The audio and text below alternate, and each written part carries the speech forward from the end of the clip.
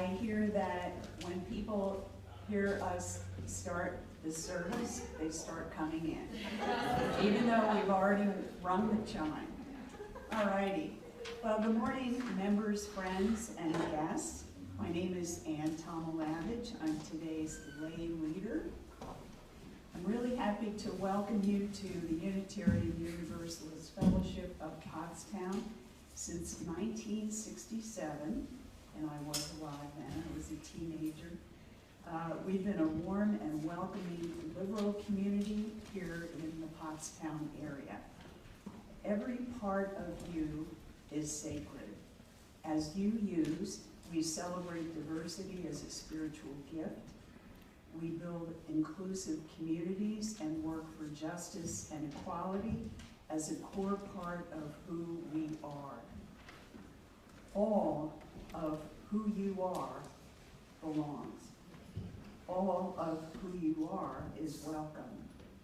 Our founders poured their hearts, their resources, and their talents into creating this special place. And together, we carry their inspiring legacy. In their spirit, we continue this mission of nurturing spiritual journeys, embracing diversity, celebrating community, and turning values into action. If this is your first time here, or your 101st time or beyond, we are glad you are here. This community is what it is because of your presence. So welcome. Welcome into this space of love, support, justice, compassion, fellowship, and worship. We are glad you are here. Now is the time to share what's coming up, what helped you meet, what's new in our fellowship, etc. So while we're waiting for our announcers to line up with their announcements, I'd like to thank Emily, who is doing our technology today, and our new, where is she? Our new pianist, Cecilia, who is leading us in song. So we've given Cecilia a warm UUFP welcome. So, any announcements? Cliff, as always. I have an announcement. Oh, okay, Kay, as always. I'll just say, okay, well, thank you. I need tech services to help me. Thank you. On March 22nd, we're having our UU 101 and UU 102 classes. You're all welcome, whoever wants to learn more about the fellowship and Unitarian Universalism. I have a few people signed up already for this day, but if you would like to attend a class, see me and I will write you down. And it's right after the service on the 22nd. It'll probably be about 90 minutes, I'm guessing. We haven't really timed it yet. I have a new partner, Linda Kazitsky, who is going to do the UU 101, the history of Unitarianism. Universalist, yeah. Etc. Yes. What time did you say again? Well, it's right after service on the 22nd. All right. Yeah. Grab a snack, coffee, come on in. But don't be late, like usual Unitarians. Good morning, everybody. I'm Clifford, and last Saturday I did another cooking demonstration that raised $600 for the church. We all had 14 people showed up, 3 or 4 from my work, which was really great to see, and a nice turnout for everyone else here. And the next one coming up is going to be all about how to cook the perfect steak, and a couple of great potato dishes to go with it. So hope to see everybody there. Thank you, Chef Leah.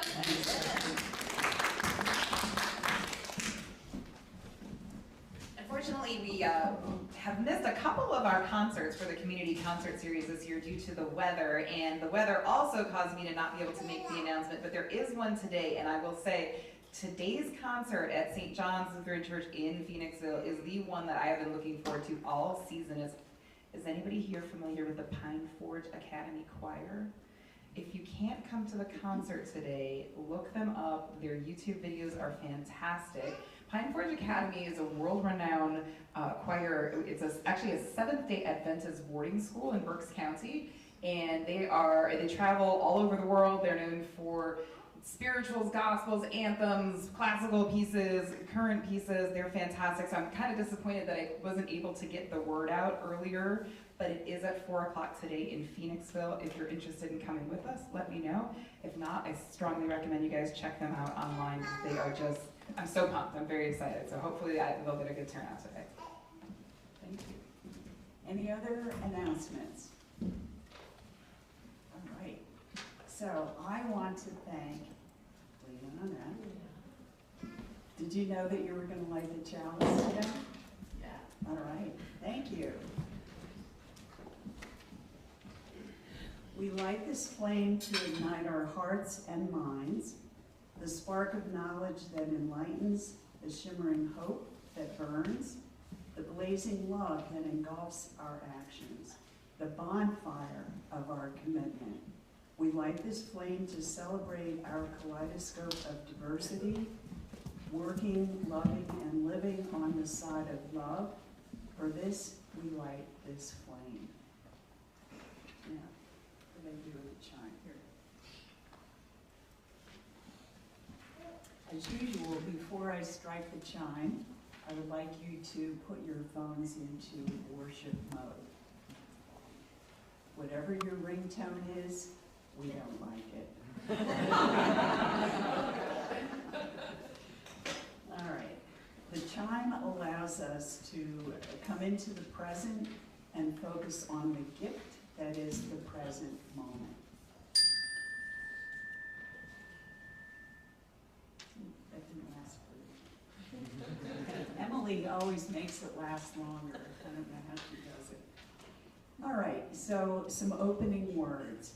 The Hindu god Indra is said to have created reality as a great net, with jewels at each intersection of the threads.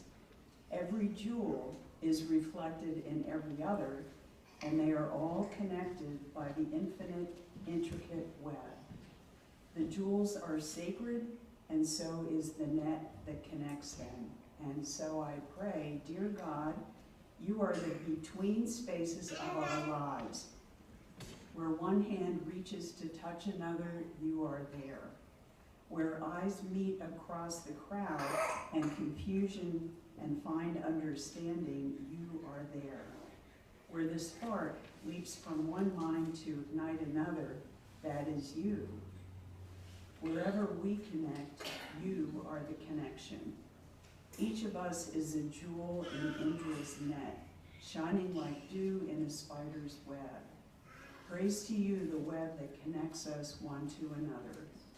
When we are in the in-between on our way from the intolerable to the unknown, when we defy the categories that small minds and dare invent and dare to imagine something beyond, when we seek others who are on a journey, on a threshold, on the margins, in any of the shimmering intersections of our lives, when we listen to the possibilities whispered within and step into mystery with trust, with fear, with trembling, may we find peace where we dwell in your sacred place. So it's time for our first hymn, number 170. Please join us. We are a gentle, angry people. Number 170.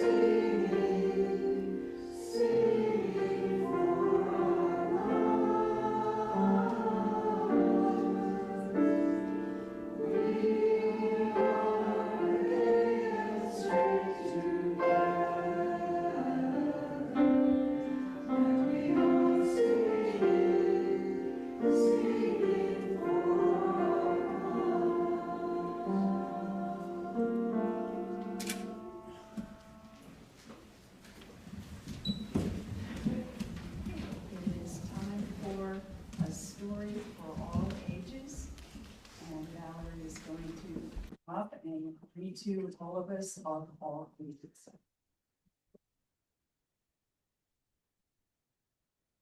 Now, that's the oh my goodness.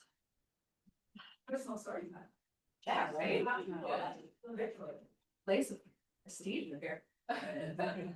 So today, for Liana and for everyone, I have a story called Families, Families, Families by Suzanne Lang and Max Lang.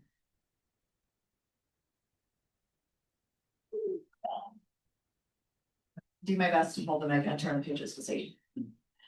Some children have lots of siblings. Yeah, I might need them.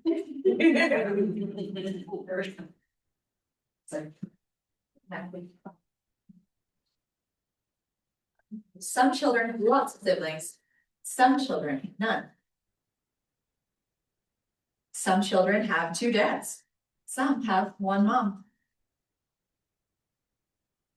Some children live with their grandparents, and some live with an aunt. Some children have many pets, and some just have a plant. That was me with the Chloe. Some children live with their father. Some children have 2 mothers. Some children are adopted. Some have stepsisters and brothers. Some children bunk with their cousins. Some have a mom and a pop. Some children's parents are married. Some children's parents are not. So no matter if you have a ma, a pa, a hog, this law, 10 frogs and a slug, a cousin named Doug, a great grandma Betty, and a great aunt Sue, uncles Hal, Al, and Sal, and Uncle Lou too. One stepsis, 3 stepbros, 2 stepmoms, and a prize-winning rose. The world's biggest grandpa, or whatever it might be. The whale. World's biggest grandpa. Whatever it might be, if you love each other, you're a family.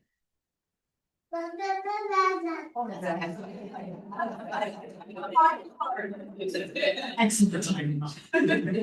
Okay, let's sing our children out to their classes.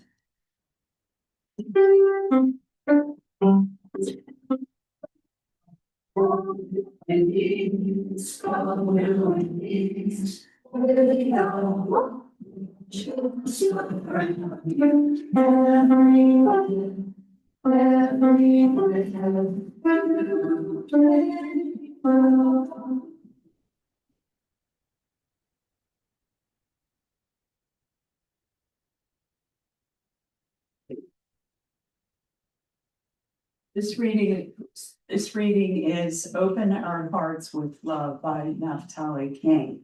Now, I want you to be part of this reading. So I'll read a sentence or two, and then you can respond with, we open our hearts with love. So let's hear it. We open our hearts with love. Right. When the world's violence shatters the joy of a moment, we pause and reach out for the hands that remain. We open our hearts with love.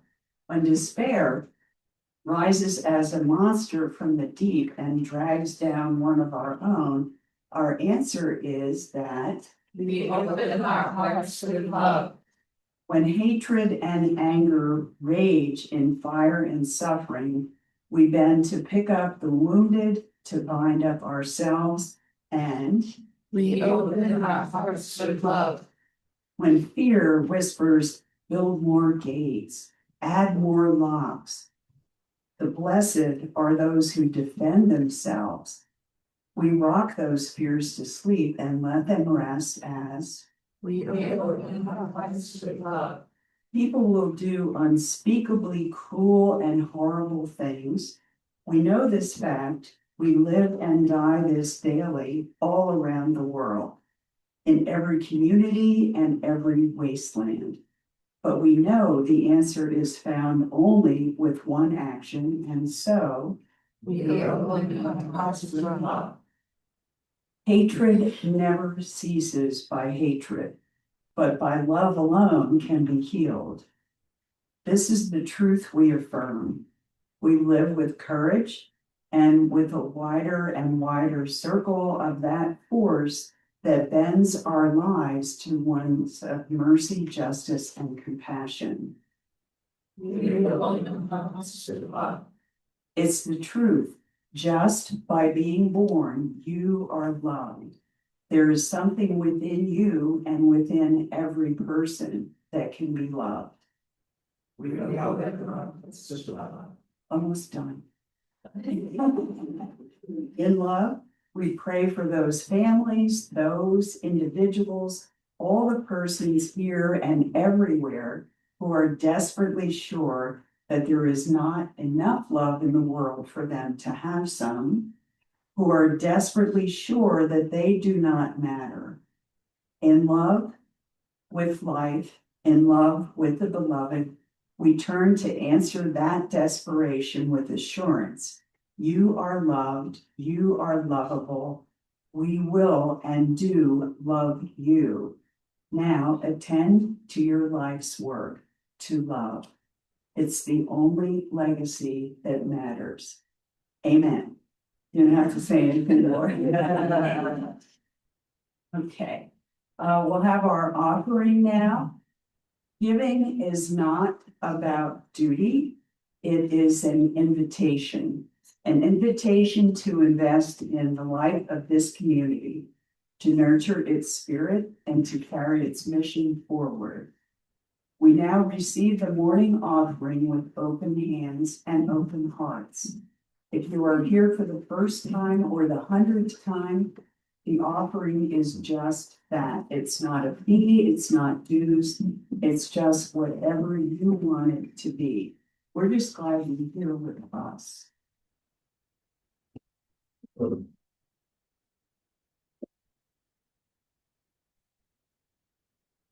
Yeah. But they have a post metronome, and the last thing is instead of a Britney sigh leading over the bus. In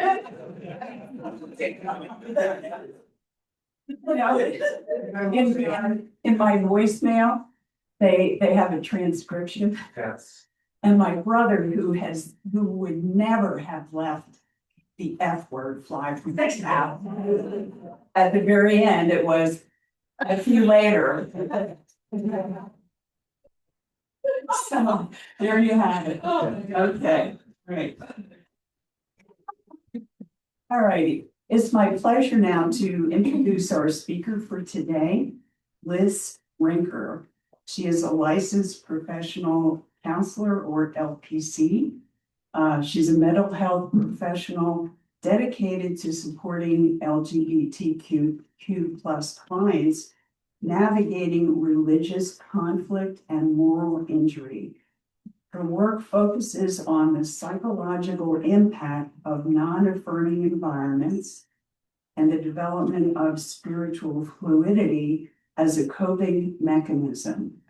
Having presented extensively on the challenges of faith-based rejection, Liss provides clinicians and community members with actionable frameworks for reconciling religious heritage with queer identity.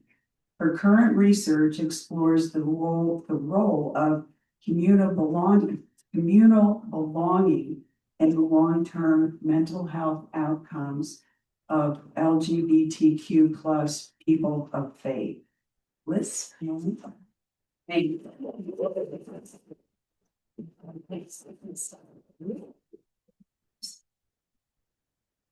Thank you. Good morning. Thank you for inviting me to share your worship this Sunday morning. Like Ann said, I work within the LGBT plus community.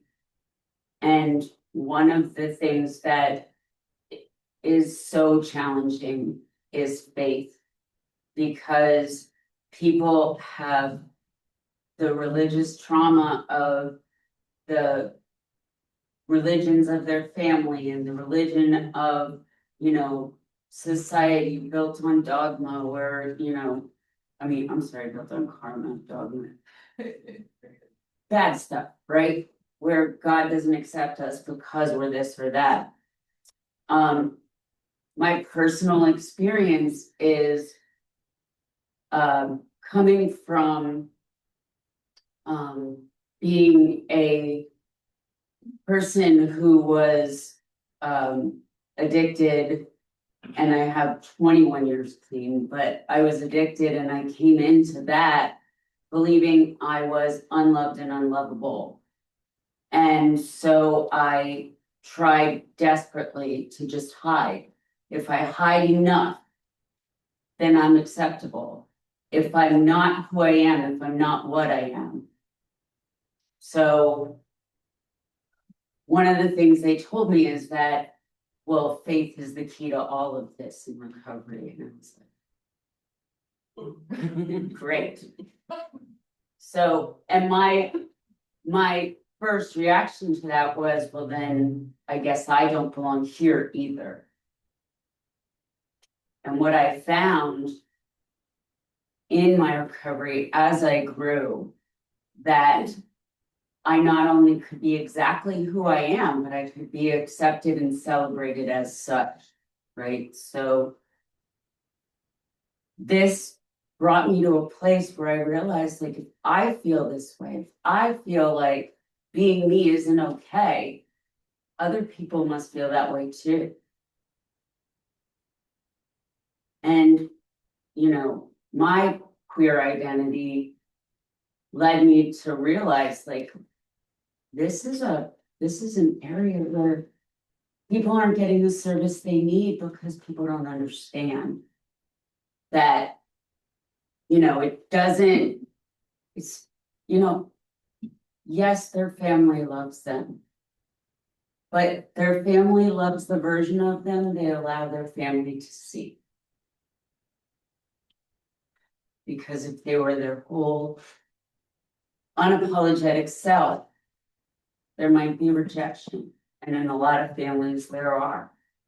Because there's religious doctrines that people have adopted to mean that being who you are isn't okay if you're this or if you're that. And so one of the things that I had to come to terms with in my own life was, what does my faith speak to? Because in order to be in recovery for 21 years, faith is an absolute necessity. And what I realized was I had faith when I believed that I could stay clean. I had faith when I was able to, you know, openly date women and be okay with that and not apologize or say, you know, I know this is weird, but, you know, and that also speaks to my own internalized homophobia that told me that whether you were saying it or not, I know that I'm a bad thing. I'm a bad thing, and I cannot just go around telling people or go around expressing myself in the same way that cis hetero couples can express themselves. I would always keep a little bit of space between me and my girlfriend on a bench just in case. I would, you know, I would make up stories about, oh, I'm not dating right now, I just don't have time, I'm so busy, I'm doing this and I'm doing that. The reality is, it was too hard to be who I was. So we know that religiosity is of primary importance for people, and people who have faith have a higher degree of life satisfaction because they belong to a community that supports and loves them. So my encouragement to people is always find the churches, and UU is an absolutely beautiful example of the type of fellowship that welcomes everybody. And, you know, I have a friend, and one of the things that she says all the time is, we're just on this planet walking each other home. Like, we're all here so that the rest of us can be here too. And we take on that strength. So someone like me, who I'm good with who I am, right? So I can say to someone else, you know what? You want to go to church? Let's go. I'll take you. I'll take you. I'll sit next to you. And it's okay to be you at church. It's okay to be you anywhere you go. So, you know, religious trauma and religious, like, unlearning takes a long time. You know, there's people who will identify as culturally Catholic, and then say, but my grandmother doesn't know I'm gay, or my, you know, aunts don't know that I'm gay. And there are people who are never going to be okay with that, and that's also okay. One of my biggest things is we get support from those who are supportive of us. You know, love is it's universal, right? So when we talk about love, we have to talk about we love everyone, or it's not love. Love is unconditional. Love is absolute. And so we take from our, you know, past, and we kind of have to say, am I okay? Am I okay with this person?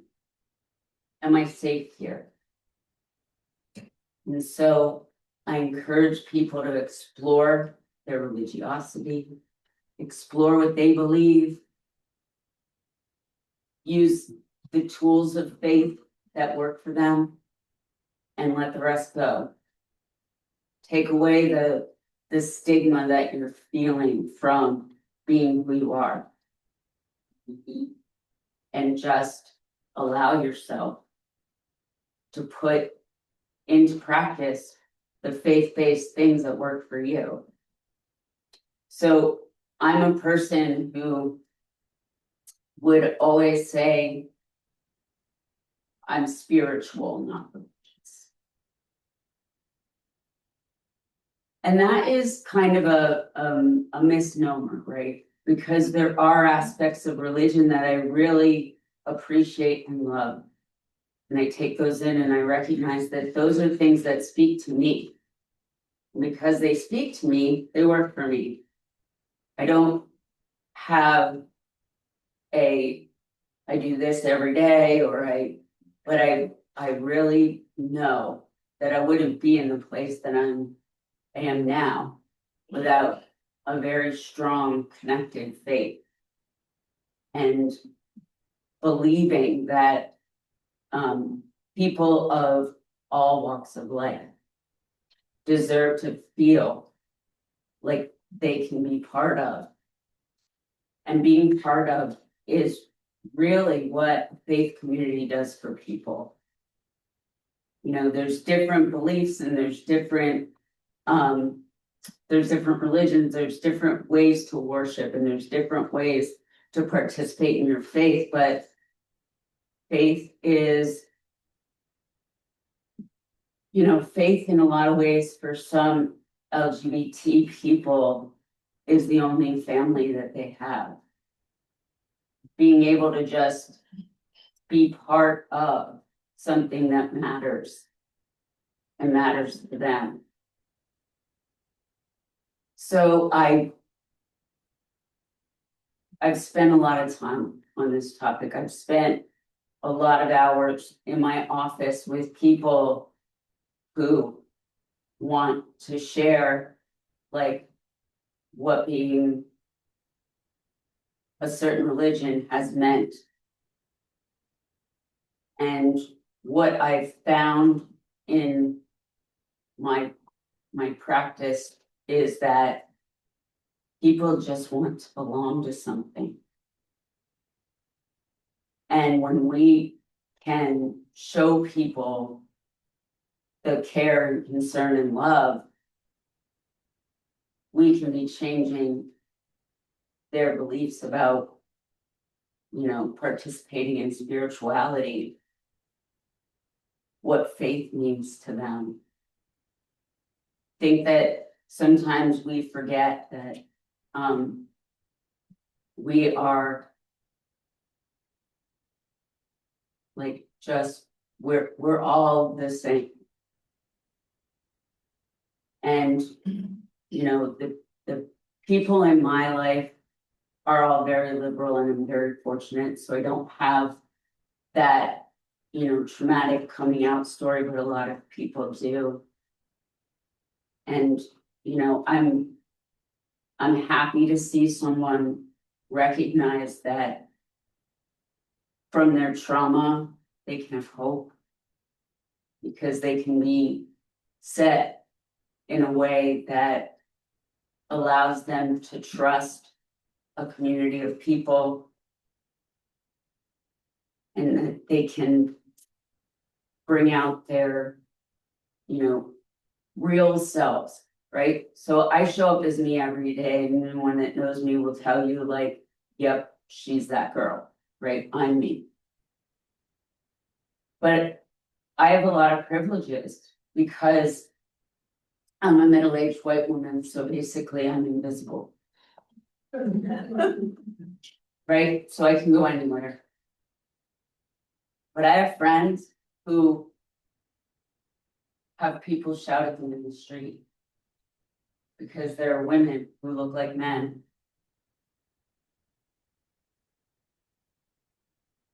And I used to think it was enough to just not be that person. And I now know that in order for things to change, we have to let someone who calls my friend a terrible name in the street because she looks like a man, we have to call that out and say that is not okay. And also, we have to be aware of our safety. I get away with a lot because, like I said, middle-aged white lady, invisible.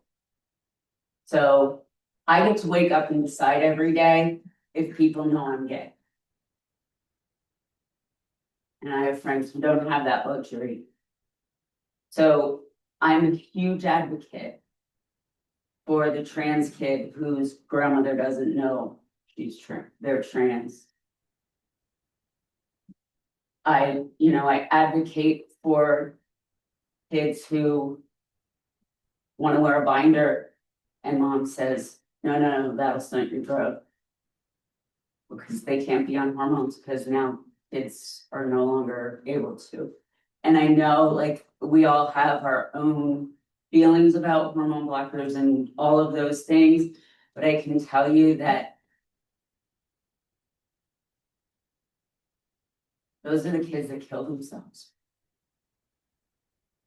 The kids who are denied their very basic health care, they die. They don't get to be grown-ups because they don't want to. It's too hard. And that's why I would challenge each of us to be advocates for the unseen, advocates for the child who, doesn't have a voice to say, this is what I need, this is what I want. Maybe you're the aunt or the grandmother or the, next door neighbor. Like, we take what we can from the relationships that we have and we use that to help along the way. Like, that's what I always want to be, is the person who will help along the way. Because when we don't do that, we're saying that the things that we don't accept are absolutely okay.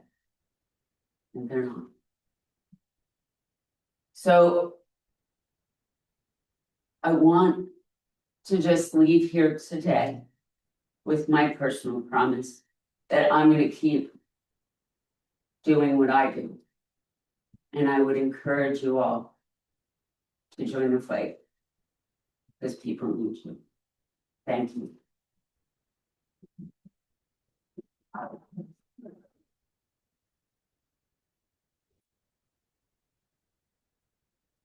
Thank you so much, Liss. Thank you. With this, school day. Thank you so much for your message. It's really a call to action for each one of us. And I especially liked what you had to say about how we're all on this planet to walk each other home. And it made me think of a passage from a book that I really love, and it says that we're trudging the road of happy destiny together. So thank you.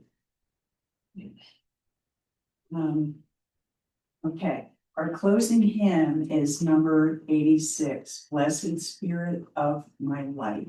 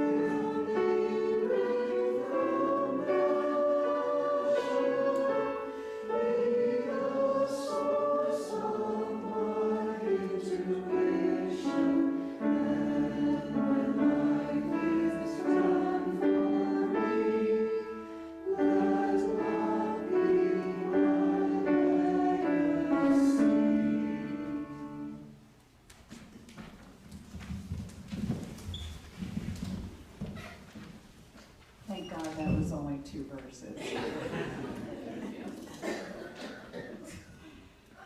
We now enter a time of sharing joys and sorrows.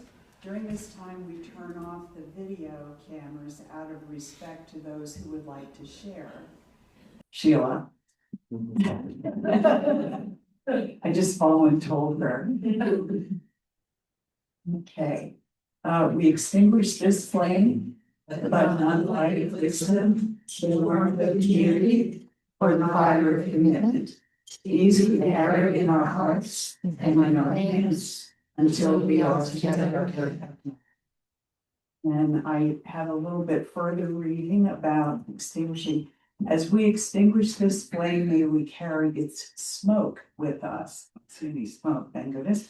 Into the streets, into the places where holiness is hard to see, but always waiting to be noticed. Let us go with eyes open for wonder in the worn out, with reverence for each passerby, and with the knowing that the sacred does not hide from the world, it lives in it. Go now not to escape the brokenness, but to journey beside it, and sometimes to bless it.